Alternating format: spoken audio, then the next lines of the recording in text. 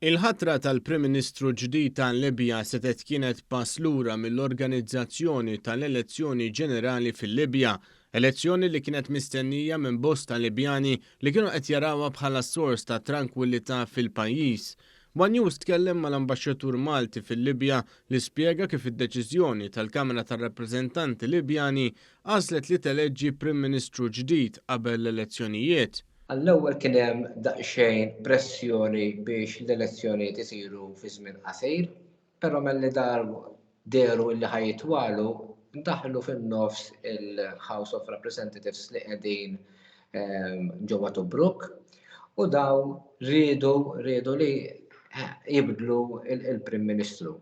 Huwa spjega kif għalkemm mal-qrib 3 miljun Libjan diġà marru jiġbru l-vot tagħhom u għalhekk urew ix-xewqa li jivvotaw għal gvern ġdid, l-ambaxxatur stqarr kif issa din l-elezzjoni jidher li tinsab ftit il-bogħod wara d-deċiżjoni tal-Kamra tar-Rappreżentanti. Ġejna f'pożizzjoni daqsxejn naqra antipatika li at the end of the day qed ibagħti issa il-poplu Libjan għaliex reġa' ġie fi stat fejn dik il-ħob li kellu li ħajkun hemm l-istabilità din is-sena issa reġa' ġiet kollox inċert. Stqarr kif għalhekk issa l-poplu Libjan jinsab f'sitwazzjoni xi ftit jew wisq inċerta. Dan meta ħattru il-Prim Ministru l-ġdid l-HR qalu li l-ewwel tittaddi l-Kostituzzjoni u mbagħad 14-il xahar wara l-Kostituzzjoni jsiru l-elezzjonijiet.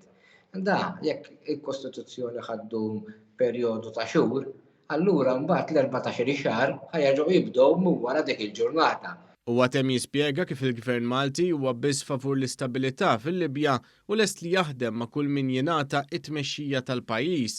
Dan filwaqt li nnota kif il-Gvern qed jitkellem ma' pajjiżi oħra u kull min b'xi mod jew ieħor qed itellef lil-Libja milli tikseb din l-istabilità.